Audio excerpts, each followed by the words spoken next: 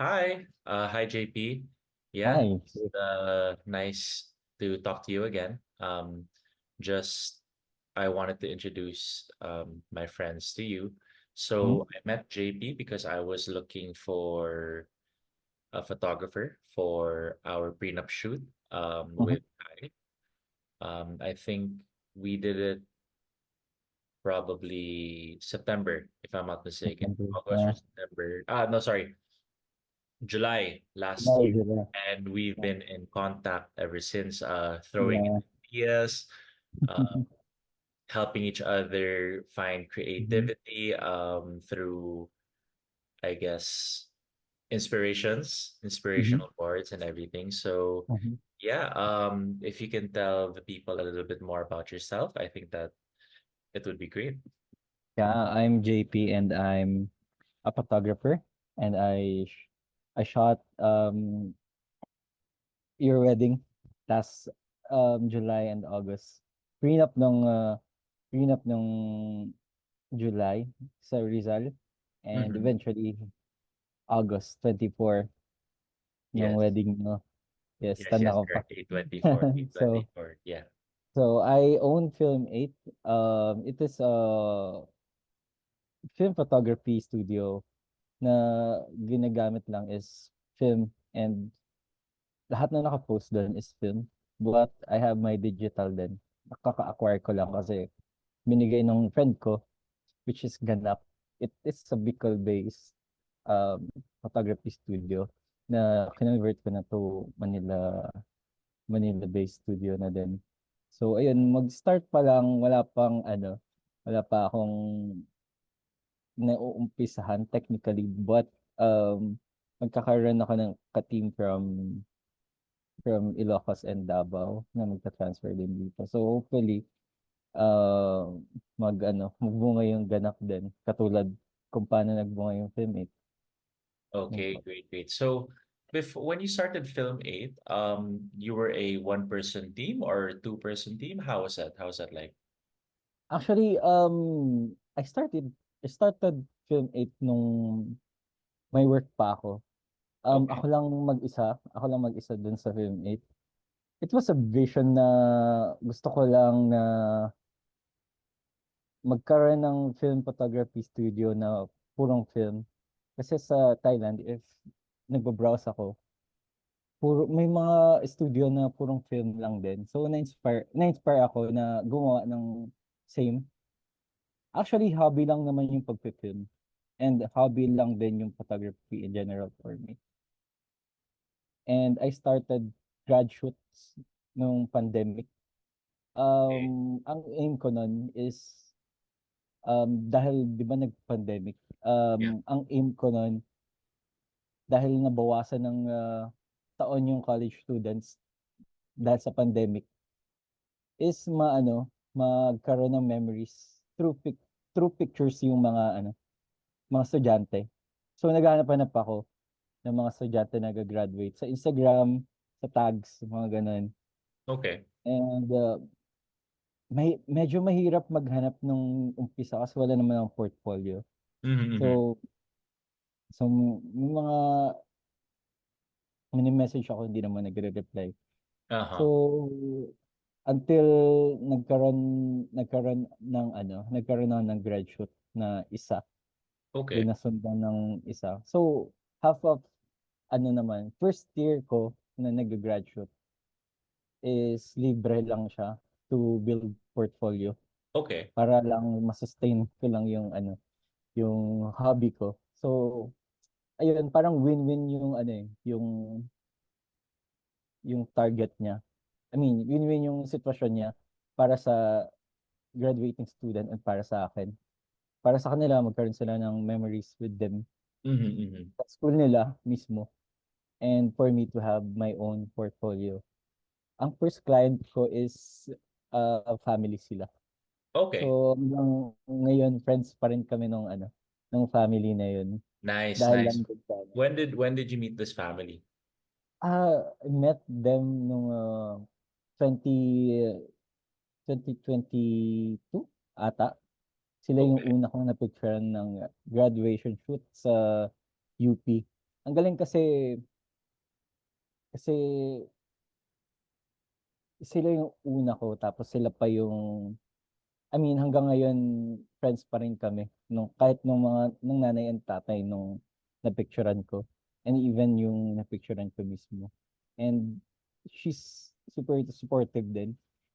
Actually, nabigyan niya ako ng mga client na medyo big time din kasi yung mga friends din niya is nasa TV minsan. Yung Mm-hmm. isa courtside reporter, yung ganun. Oh, nice, Athlete, nice. ganun. Nasa athlete, yung circle nila. Yung AP athletes, yung ganun. Oh, nice, nice, nice. Congratulations on that. Thank Yeah, you. so I guess like from 2022, you were fortunate enough to meet a client and Yeah, until now, 2024 ngayon, and then parang magkaibigan pa rin kayo. So it yeah. shows the difference of I guess the care you have with your Mhm. customers and parang it doesn't become they don't become customers anymore. They become parang partners in growing your Yeah, business, I yeah. guess. So that's something good. But like I have a question, like Mhm. with photography always moving forward, no? Like there's new Mhm. technology, people wanting to get the crispiest image, parang Yeah. ganon. So why film? Why of all things, why would you try to push for something that is essentially dead? Yeah, good question. Actually, unang-una sa lahat, iba yung binibigay ng film. I see film as raw and honest medium to take photo. Mm-hmm. Unlike kapag digital kasi ang daming posing, ang dami mong magagawa eh. Kasi pwede mong paulit, Yeah, pwede mong i-delete, yeah, yung mga ganong bagay. So, generally sa wedding, nakikita ko na parang nawawala yung moment, yung essence ng moment true, kapag ang dami-daming pinapagawa dun sa araw ng kasal. true, true. So, I think film, even sa prenup, even sa wedding, sobrang honest nung mga shot kasi parang magte-take time ka to shoot yung moment. So Mm-hmm. ako, bale, ginagawa ko, hindi ako nagpapa-post. Unang-una sa lahat, hindi ko forte yung pagpapa-post. I do prompts lang ng konti tapos kayo na bahala kung paano Nice. gawin. Okay, Para kasi ang nangyayari kapag kayo na yung bahala sa sarili nyo, mas nagiging komportable sa sarili nyo true. to move. Unlike kapag may pinapapost, pinapagawa, nakakailang lalo kapag hindi nyo character yung Losing. posing. Yeah, Kasi syempre hindi naman lahat nung nagpapakal artista eh. I mean, true. hindi sanay mag-post. So, ayun sa akin yung film talaga it captures the essence of yourself din. I mean, of my clients din. Alam din nila yun eh, kaya pumupunta sila sa akin. First of all, nakikita nila yung portfolio ko Yes. sa Instagram or sa Facebook. And may feedback din naman, hindi lang naman ako yung nagsasabi ng ganito. May feedback na parang mas natural daw, Yes. mas candid. Kaya kaya gusto nila yung ganun. So, film, to answer the question, ano, mas raw and mas real, mas honest yung film, unlike digital. True. I like that. I like that. Well, when we just to share lang with everyone, when we did Mhm. our shoot with you, no, Japes, if you Yeah. remember, Ah, uh, Kai and I were really like, we're not gonna pose. yeah. Our vibe is essentially we made a playlist Mhm. of songs that we listen to on a regular Mhm. basis and take your shot. We just Yeah. want you to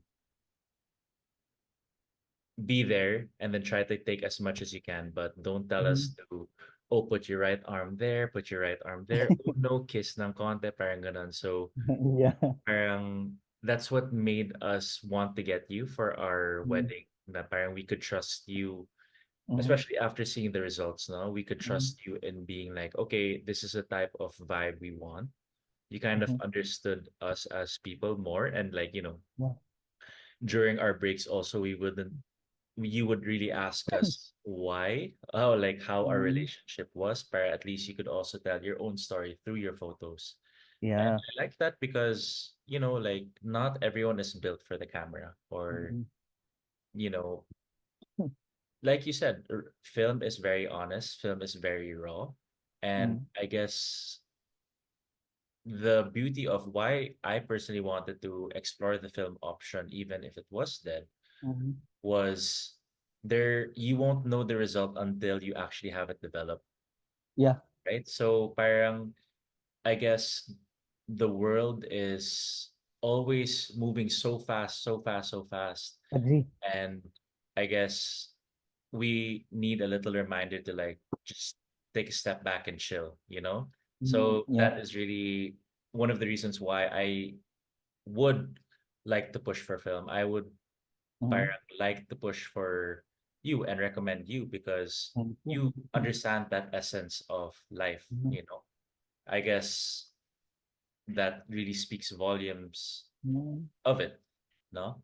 Yeah. So I guess my next question was, having said all of those things about film, the positive of Mhm. films, what are some of the like the struggles you found while starting Film 8, you know? Okay.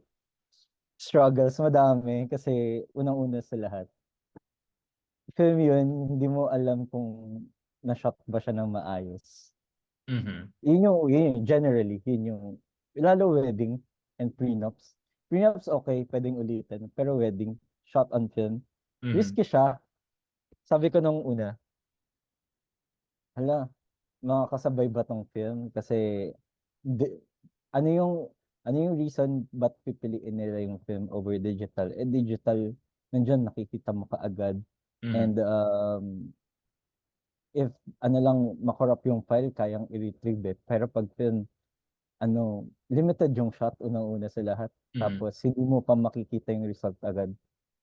Pero yun yung maganda dun sa hindi mo makikita yung result Mm-hmm. kaagad. True. May parang delayed gratification siya. Yes, Yun. yes. So, ayun. Tapos nung una, hindi naman ting yung film dito sa Pilipinas din. Mm-hmm. So, nag-start ako start ko siya sa grad shoot. Nung nag-start ako mag-film, nung 2020, para sa akin lang siya. And I made couple of mistakes din ng mga una-unang role. Pero Mm-hmm. nung mga third, fourth, fifth role ko, medyo okay naman na. Tapos, binenta ko eventually kasi nagkaroon ako ng digital camera Mm-hmm. noong 2020 din. Tapos, medyo na-burnout ako sa digital photography. Mm-hmm. Bumili ako ng camera ulit na film. Mm-hmm. Tapos sabi ko, pang sarili ko lang para kumbaga yung photography dahil ginagawa ko na siyang business noon. Medyo nakaka-burnout sa grad. So kailangan ko ng something na pampatanggal umay which is film photography. Mm-hmm. Tapos nung bumalik ako ng film photography, ang mahal na ng film. Yung Mm-hmm. dating 300 pesos, naging 600 pesos. Eh Mm-hmm. sabi ko nung 2020, hindi ako bibili ng 600 pesos na film. Eh, nung bumalik ako, sabi ko, mahal na ng film, 600 pesos na. Mm-hmm. Yung film lang yun, wala pa yung develop and scan. And nagmahal din yung develop and scan Mm-hmm.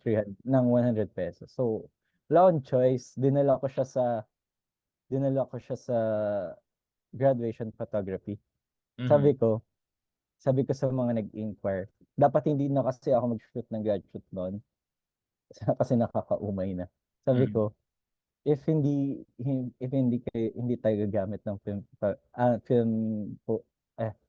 film rolls or film photography, hindi ako mag-shoot. So, Mm-hmm. anong nangyari, naging deal is bumili sila ng film roll nila and sinagot nila yung pampadevelop. Dalawa yung client na yun na ginanon ko para lang may para lang meron akong pang-film na sarili. Oo. So, luckily, parang dun ako nakilala that year talaga. Dun nag-boom yung isa dun na feature sa Philippine Star. Tapos yung Nice. isa nag-trending sa nag-trending sa UP Diliman na mga estudyante kasi I made ano parang photo set na may lyrics sa baba na Yeah. yung lyrics ay minsan. So pinost ko siya day before ng graduation and Mhm. parang tumago sa puso ng mga nakakita ng mga graduating. Yeah. So medyo nag-trend siya. So ayun, nakalimutan ko yung question. So No, no, it's just the struggles and like parang, struggles. it's Yeah. always nice to look back and parang the Yeah. misconceptions of it all. Kasi I guess Okay.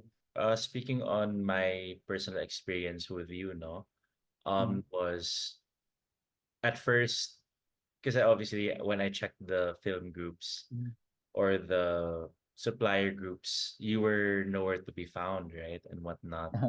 But what you told me actually was what gave us ease na parang um it took you, I think that was 2023, right? And Mm. then you started 2020. It took you 2 to 3 years to build your confidence for it, that Yeah. you were happy and you were confident with your skill already. So I was just like, okay, two Yeah. to three years, might as well give it a shot, you know? Yeah. Like, and you were very humble, but also, so I was just like, okay, like, this guy isn't well known yet. Let's give him a shot. Like, at what else can happen? Like, like our prenup shoot, like we also had, I remember that day we also had our own film camera when we took Yeah. it to Pinto, right? So we were like, whatever happens, happens, right? And yeah, I guess for me, And, that was all. Like, parang the amount of time you really took into building yourself or your skill with it um, to be confident, So yeah. for me, I think that's enough. That was enough for me to say yes, at least. Natanda ko nung araw na yun. Ano lang tayo, parang magkakabarkada lang tayo, tapos namasyal lang tayo. Yeah. That day. Walang, though, nape-pressure ako nun sa sarili ko. Pero, Yeah. ayoko na masyado ipakita. So, Yes. yun nga, parang nung time na yun, pa isa-isa lang yung client ko eh. Kayo ganun. Kaya, Mm-hmm. gulat na lang din ako. Madami na nag-i-inquire, ngayon, madami. Yun yung biggest struggle ko, if may mag-book ba or wala. Dumating yung time na parang ex-deal lang. Mm-hmm. Tapos nagkaroon ng bookings pa isa-isa kada buwan. Mm-hmm. And ayun yung kaba na babenta kaya to. Yung na, nung nag-doubt na ako sa sarili ko na if bebenta ba to or hindi. Sabi ko na lang sa sarili ko. Tutuloy ko na. Paano kung mauso? Mm-hmm. Tapos tumigil ko. Edi ako yung nahuli. At least kung mauso to. Tapos nagtuloy-tuloy lang ako. Chinaga ako to. At Yeah. least ako na yung parang makikilala na na Ikaw nagfe-film. yung film person ng ngayon. Yeah, we Film need to go photographer person. person. Yeah. May mga nagfe-film din naman pero iba if parang you have your own film photography studio na puro film lang ganun. Yeah. Tapos yun yung struggle yung dati na mahirap Yeah. mag-book tapos di mo yung sa shoot mismo na di mo alam yung nangyayari. Parang ganun din eh. Parang pag pinagdugsong mo yung dalawang struggle, yung di mo alam yung nangyayari. Pero Mm-hmm. kapag nandun ka na sa resulta, ang ganda-ganda na pala. Yeah. And nakakatuwa kapag nakita mo yung resulta. Yeah. Agree. Thank you for sharing that, like, so I just wanted to share lang also with Mhm. regards to everyone. Now, so the reason why I wanted to talk to you is because essentially I wanted to revive the my brand Amigos lifestyle. So it was Mhm. essentially a platform I used on Instagram wherein I would post businesses and passions of my friends and their businesses. No, so Oh. ideally for me kasi um especially you know like in the beginning you were struggling so much like you mentioned pa isa-isa lang yung mga Booking. kliyente mo, right? Mhm, And then fast forward to right now na you're getting mga gigs. It's hard to even talk to you now kasi medyo busy ka na with all your bookings, yun 'di na ba? nga, eh, So 'no? very very fortunate for you, but like at the time na paisa-isa lang yung mga kliyente mo, 'di ba, na it's kind of very degrading, especially na um Mhm, like what you mentioned a while ago, oh, I have my doubts. Can we still do it? Can, mhm, kaya pa ba natin? So essentially what Amigos Lifestyle was is na parang you have someone in your corner to basically cheer you on and to sort of support you in your business, even if it becomes like, hey, how are you doing? If you have to rant about your business and whatnot. So it's essentially that na I wanted to share this with other business owners that might need the help, that might need the cheerleader in their lives, no? To essentially inspire other people to keep going, to keep pushing till they get fully booked within the week, like your story, no? So yes. that's basically it, no? And if I may ask lang, no? So essentially what I like to promote is marketing. Mhm, I have a question. I hope you mm, don't mind me asking, but yeah, like film photography and photography, like you mentioned, graduation was your bread and butter before, no? And parang yeah. naumay ka na. How did you find inspiration to get out of your comfort zone of the graduation scene? Nag-shoot naman na ako ng wedding before. Okay. Nung before grad, ano din, nagse-second shoot naman na ako. Nag Na-inspire lang ako kasi nakakita ako ng mga specifically sa Thai na photographers. Ang galing kasi mas kuha yung moment. So Mm-hmm. sabi ko, wala namang gumagawa dito, edi gawin ko na din na Mm-hmm. na tsaka nakaka-inspire if masaya yung clients mo. Yes. Though kahit sa graduation, masaya din naman yung clients mo. So, Mm-hmm. naghanap lang ako ng other way, which is film, na niche. Mm-hmm. So, para makapag-deliver ng ano, ng service ko, ng style ko kung paano ko gustong i-shoot yung ano, kasal nila. Kasi maintindihan ko yung ibang client na papagod din. Madaming introvert na client na Mm-hmm. ayaw gumawa ng mga ganito, ganyan kasi hindi naman sila. So, Yeah. na-inspire ako na gawin yun dito sa Pilipinas kasi wala masyadong gumagawa ng ganong style na parang natural lang, candid lang, Yeah. and let the couple enjoy the day. Kasi lalo sa kasal, Mm-hmm. parang ang tagal-tagal ng panahon na hinintay mo para sa araw na yun. Mm-hmm. Tapos ang mangyayari, mas madaming time pa yung magkasama yung bride and ano, photographer.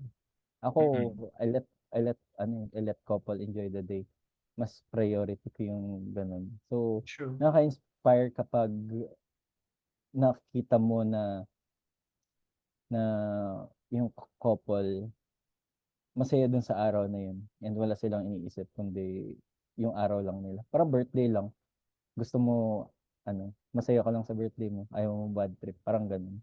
True. Nilalagay ko yung sarili ko sa posisyon ng mga couple na if ako yung ikasal, gusto ko pa ganito, mag-post the whole day mag-post para gawing photoshoot lang yung day itself. Syempre, mas gusto ko yung mag-spend lang ng time kasama yung pinakasalan ko. Ganun. Love it, love it, love it. Yeah, so Japes, my last question lang siguro is um who would you want to be connected to?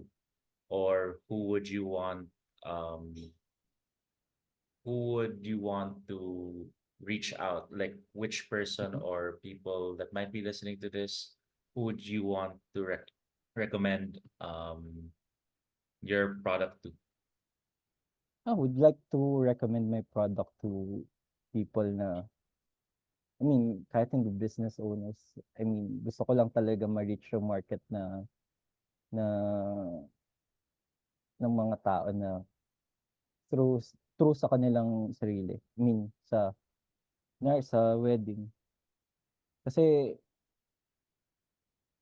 ano, parang gusto ko lang ma-connect doon sa mga tao na parang katulad ko lang din na mas may bina-value yung moment Yeah, kaysa sa ganda ng photos, ganun. Yung ano naman, photos, gaganda naman yan. Depende sa yeah, diskarte ng photographer din. yeah. So, and to the business owner siguro, siguro sa mga coordinators, para mas ma-recommend Coordinators. nila sa mga clients nila na ikakasal na may ganito palang style ng photography dito sa Pilipinas. Kasi madaming hindi nakakaalam nung analog photography. Magugulat na lang Yes. sila, oh, may ganyan pala.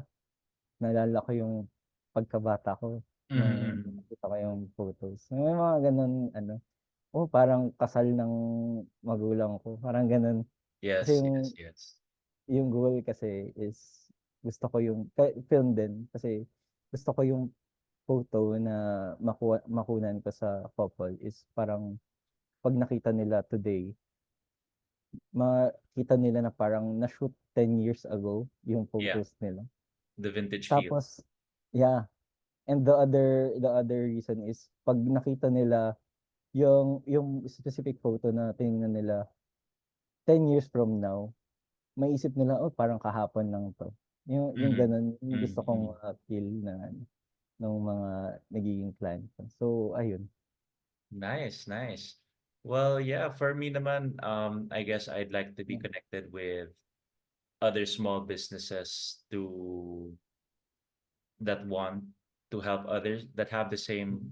like you that have the same drive as me to be able to be passionate enough to help other small businesses either through supporting the friends that I have or supporting their businesses. And yeah, Mm. essentially people that need and just want to talk, talk business, talk shop, or Mhm. that want to essentially rant or maybe inspire a Mhm. next generation of business owners. Yeah. Yeah, that is basically people who I want to be connected to. And yeah, I thank you so much, JP, for your time. Mm. JP of Film 8. And thank you. I really, really appreciate it. To add lang din, ano, I Yeah. always, recommend Big Senior na sa mga friends ko, clients, even kapag sa mga nakakausap ko kasi, as in, naniniwala din talaga ako dun sa, sa brand and dun sa food nyo, na sobrang sarap. Yes, yes. As Thank in, you. sinasama ko nga siya dun sa seminar, ganun. Kapag may nakausap akong client ko sa prenup, uy, may lechon na ba kayo? Pag Oh, try nyo to, Big yes, yes, Senior. yes. Thank you. Thank Mga, you for that, kahit JP. sabi ko sa kanila, kahit yung balat nito, kahit tumagal ng 5 hours ata, di ko makunat eh. Thank you, James. Appreciate Tapos, it. Anyway, yeah, I think that's all the time that we have mm, for today. Like the call's going to end soon. thank you. Have a Bye have a bye. nice day. Thanks, Bye. bye.